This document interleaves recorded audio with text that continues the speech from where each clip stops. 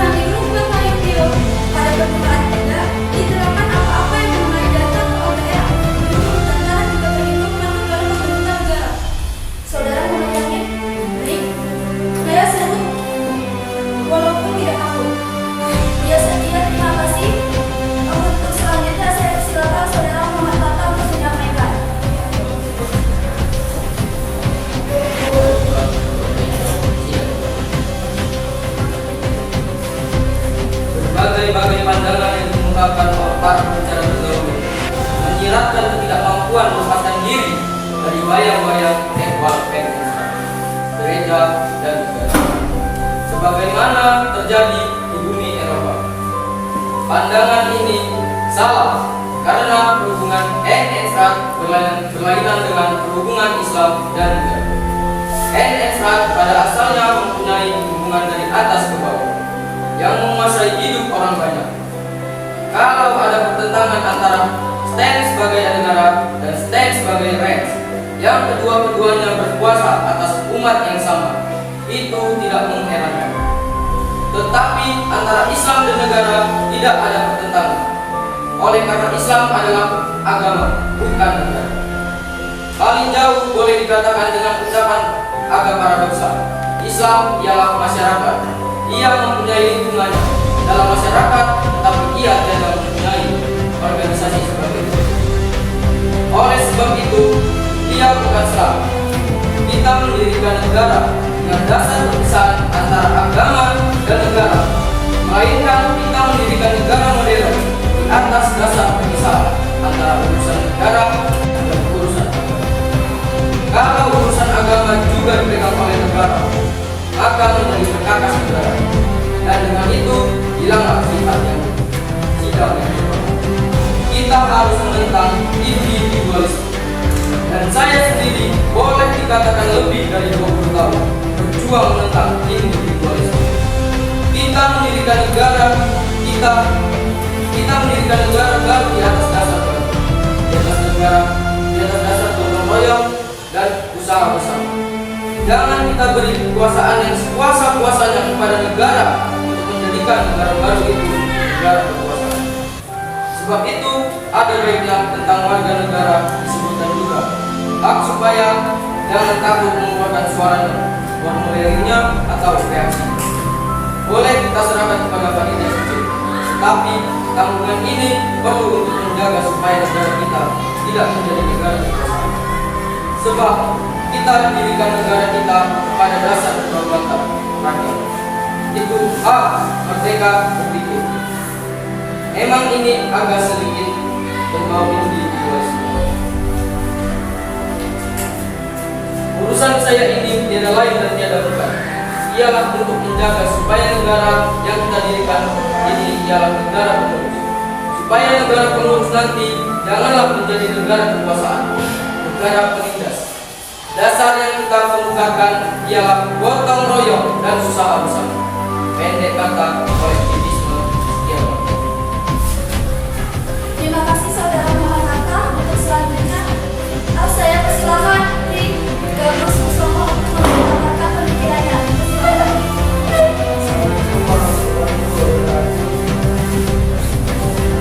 Segala kata-kata dan terima kasih yang berbeda dari para pembicara yang telah saya ikuti dengan sepenuhnya. Terima kasih. Di sini saya tidak akan mengulangi pengucapan itu lagi, melainkan saya akan terus berbicara dan memaafkan segala yang terasa dalam hati dan apa yang dapat menjadikan saya teman-teman yang terhormat. Tiap-tiap masyarakat atau negara punya suatu usulan alternatif sudah untuk tidak ada batasan dalam buruk dan baik. Halal dan haram usaha yang baik diabaikan dan melakukan kemaksiatan dianggap kesenangan biasa dan umum. Niscaya Allah membagikan para nabi dan rasul untuk memimpin dan membangunkan masyarakat baru yang teratur, yang menunjukkan keadilan dan keamanan dan kesejahteraan. Manusia tidak akan hidup jika tidak suka bercampur gaul dan menolong untuk mencampurkan kehidupan hidupnya. Oleh karena itu, manusia adalah negara atau masyarakat. Terima kasih. Perkenalkan, saya terlebih dahulu akan mendoakan. Bismillahirrahmanirrahim. Ihdinas siratal mustaqim, siratal ladzina an'amta 'alaihim ghairil maghdubi 'alaihim waladdallin. Tuan-tuan sidang yang terhormat, segala macam dari keadaan jiwa yang kusut yang didorongkan oleh nafsu jahat di dalam dada manusia, lalu menimbulkan akhlak yang binasa serta kemauan jahat dan tamak serakah yang mengakibatkan melakukan perbuatan jahat dan aniaya, sekira menyebabkan kerusakan dan keselamatan masyarakat setelah dari bertindak jahat yang paling berbahaya. Bahwa tamak dan serakah yaitu tidak menang sendiri, tidak enak sendiri, tidak kaya sendiri, dan tidak mendapatkan nama sendiri, dan tidak dunia itu sangat jahat. Perkara yang hampir menjadi bulan atau tengah bulan karena adanya keinginan mencari menang, dan nama sendiri itu dapat menjadi pecah hati. Inilah kisah yang dapat berhubungan orang yang mengajak kita bermusyawarah.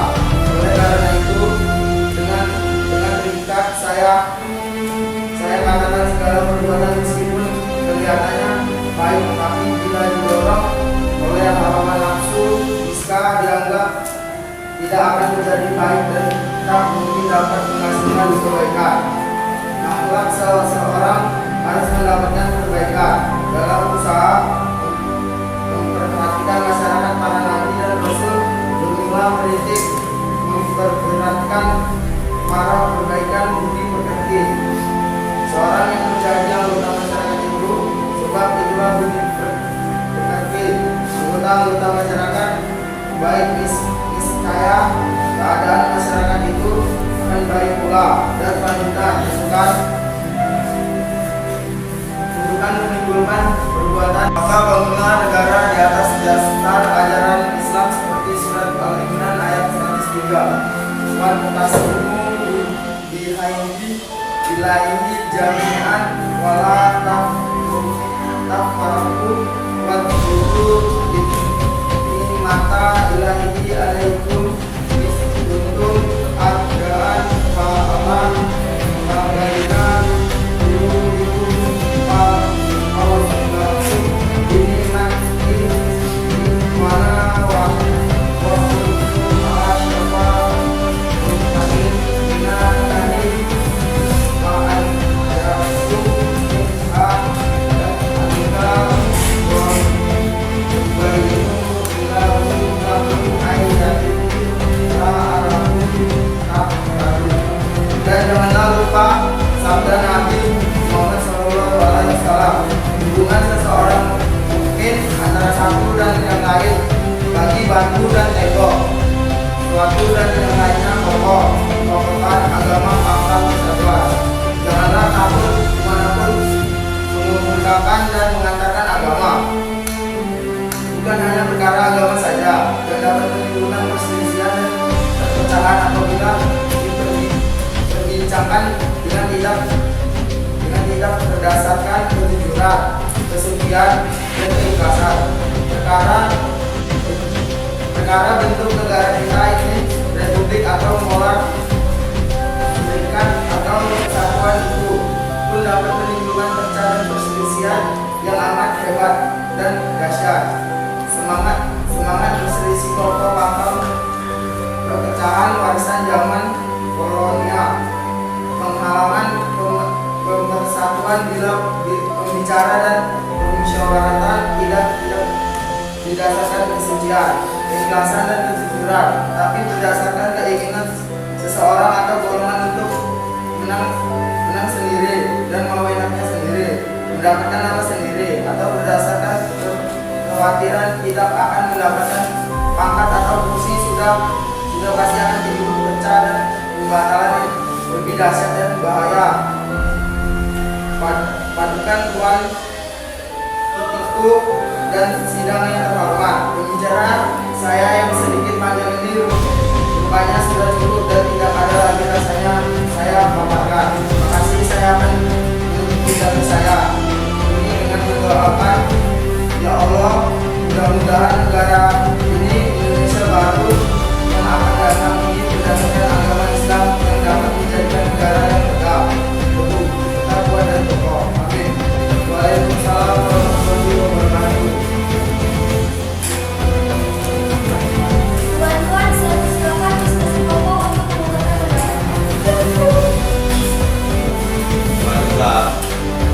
terkait dia. Hadirin yang terhormat, soal yang kita bicarakan ini ialah bagaimanakah dasar-dasar negara Indonesia merdeka. Namun sebelumnya, saya mengingatkan dahulu kepada tuan-tuan bahwa bukan saja negara yang berdasarkan persatuan itu akan sesuai dengan corak masyarakat Indonesia, tetapi negara yang bersifat persatuan itu telah menjadi cita-cita pergerakan politik di Indonesia.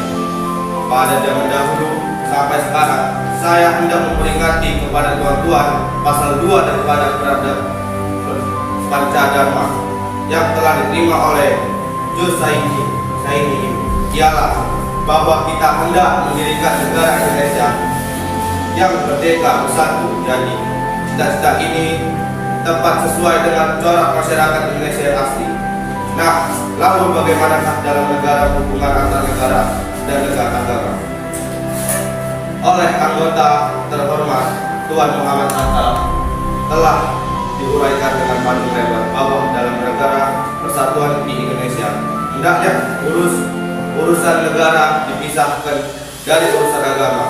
Memang di sini terlihat ada dua paham, ialah paham dari anggota-anggota ahli agama yang menganjurkan supaya Indonesia didirikan sebagai negara Islam, dan anjuran yang lain seperti yang dianjurkan oleh Tuan Muhammad Hatta ialah negara kesatuan nasional yang memisahkan urusan negara dengan urusan Islam, atau dengan kata lain bukan antar negara Islam. Nah, apa sebabnya? Di sini saya mengatakan bukan negara Islam. Perkataan negara Islam lain artinya daripada perkataan negara berdasarkan atas identitas leluhur dari agama Islam. Nah, lalu apa? Apalah perbedaannya? Dalam negara yang khusus sebagai negara Islam, negara tidak bisa dipisahkan dari agama. Negara dan agama ialah satu, bersatu padu. Islam sebagai tuan-tuan telah mengetahui ialah sistem agama, sosial, dan politik yang berdasarkan atau bersandar atas Quran sebagai pusat sumber daya segala suasana hidup manusia Islam. Hadirin yang terhormat, sekarang kita melihat lagi contoh-contoh dari negara lain sebelum tahun 1924 Masehi. Ialah negara Islam yang semata-mata semenjak tahun 1924 Turki mengganti sifat negaranya dan bukan menjadi negara Islam lagi. Betul, agama Turki ialah Islam, betul. Akan tetapi sebagaimana negara menurut sistem pemerintahannya, Turki bukan negara Islam lagi. Akan tetapi negara Mesir, Irak, Iran, Saudi Arabia ialah negara Islam. Nah, apakah kita hendak mendirikan negara Islam di Indonesia? Hendaklah kita jangan meniru belaka contoh-contoh dari negara lain. Akan tetapi hendaklah tuan-tuan mengerti pada keistimewaan masyarakat Indonesia yang nyata. Dengan ini saya hendak mengingatkan kepada tuan-tuan bahwa menurut letaknya Indonesia di dunia, Indonesia mempunyai sifat yang berlainan dengan geografi negeri-negeri Irak, Mesir, dan Syria. Negara yang bersifat lingkungan kemakmuran bersama di atas timur raya. Dari lingkungan itu, anggota yang lain misalnya negara Jepang, Tiongkok, Malaysia, Filipina, dan Bali, serta lingkungan dialam bukan negara Islam. Betul, peristiwa itu bukan alasan yang dengan sendirinya harus menolak pembentukan negara sebagai Indonesia negara Islam. Itu bukan, tapi itu suatu fakta penting yang harus diperingati pula. Nah, saya hendak mengingatkan juga kepada tuan-tuan bahwa negara-negara Islam sendiri pun, misalnya di negara Mesir, Irak, dan Irak sampai sekarang masih ada beberapa aliran pikiran yang mempersoalkan cara bagaimana akan menyelesaikan hukum syariah dengan kebutuhan internasional, dengan kebutuhan modern, dengan aliran zaman sekarang. Oleh karena itu saya mengajukan dan saya merupakan dengan pendirian yang hendak mendirikan negara nasional yang berasal dalam arti totaliter. yaitu negara yang tidak akan mempersatukan diri dengan golongan terbesar, akan tetapi yang akan mengatasi segala golongan dan akan memindahkan serta menghormati keistimewaan dari segala golongan, baik golongan besar maupun golongan yang kecil.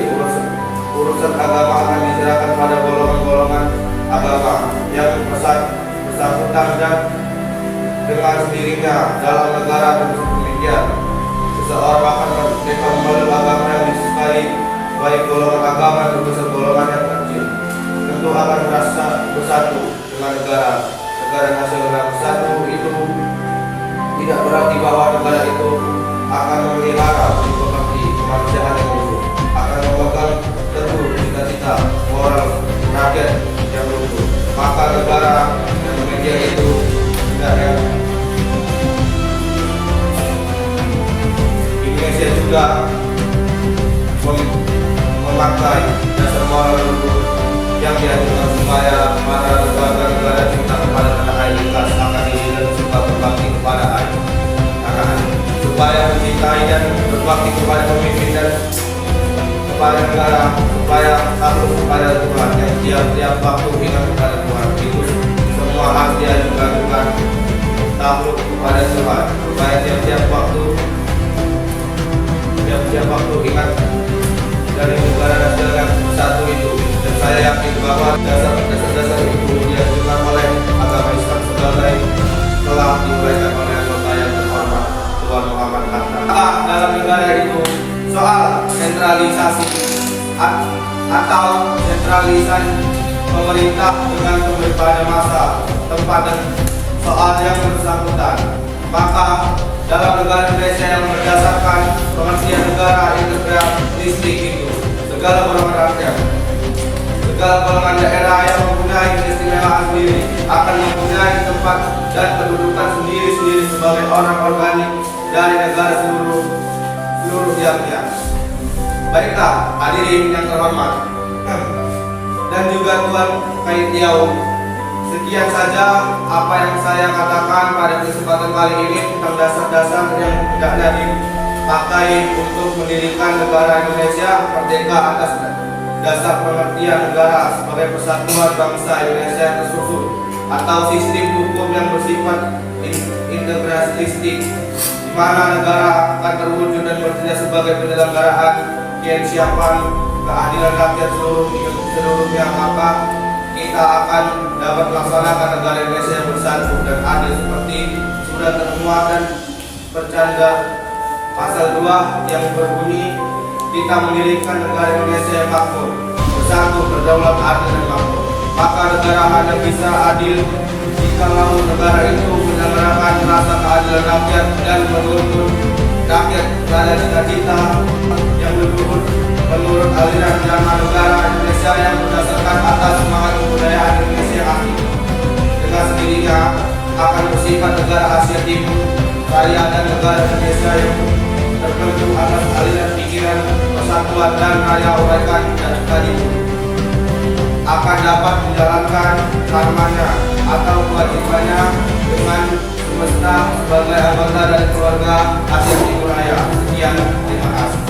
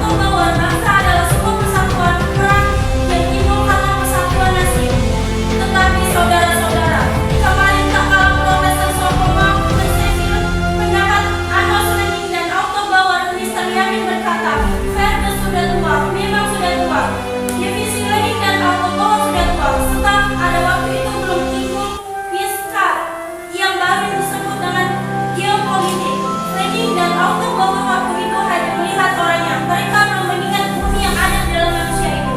Mereka belum mengingatkan tempat. Padahal, apakah tempat itu? Yang dimaksud tempat adalah tanah air. Lalu di manakah dinamakan tanah air kita? Tanah tumpah darah kita?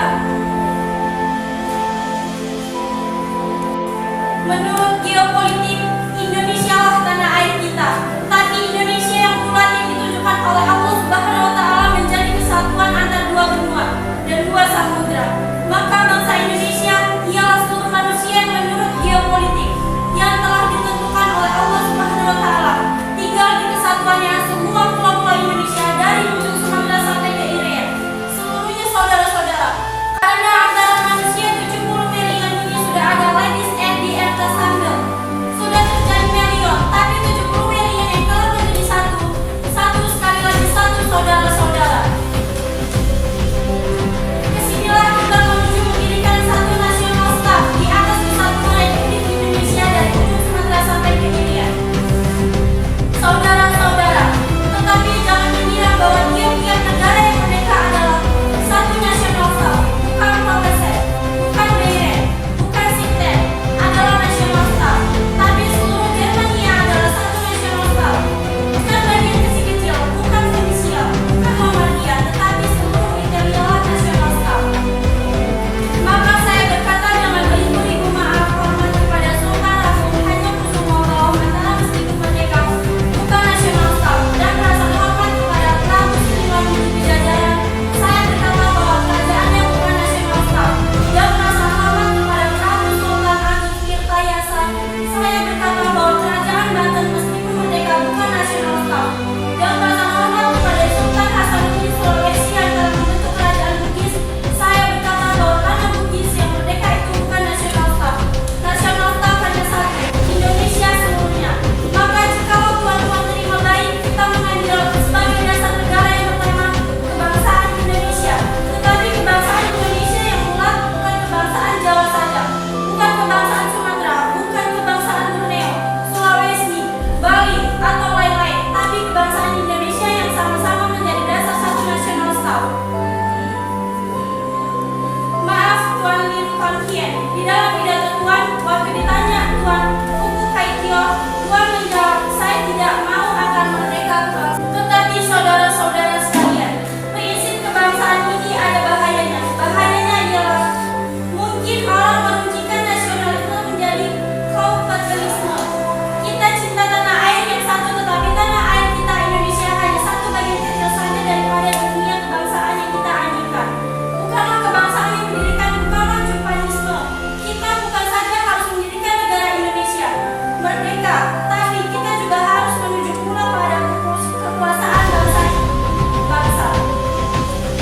Inilah filosofi yang kedua yang saya usulkan kepada tuan-tuan yang saya namakan internasionalisme. Tetapi kalau saya katakan internasionalisme bukan berarti saya bermaksud kosmopolitisme, suatu paham yang tidak mau adanya kebangsaan, yang tidak mau adanya Indonesia, yang tidak mau adanya impor, dan tidak mau adanya Denmark, dan atau tidak ada Inggris maupun Amerika.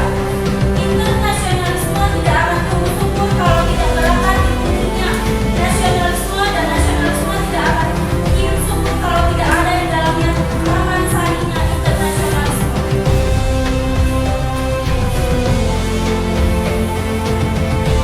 Jadi, dua hal adalah prinsip satu dan prinsip dua. Yang pertama-tama saya usulkan kepada tuan-tuan sekalian adalah bergandengan erat satu sama lain.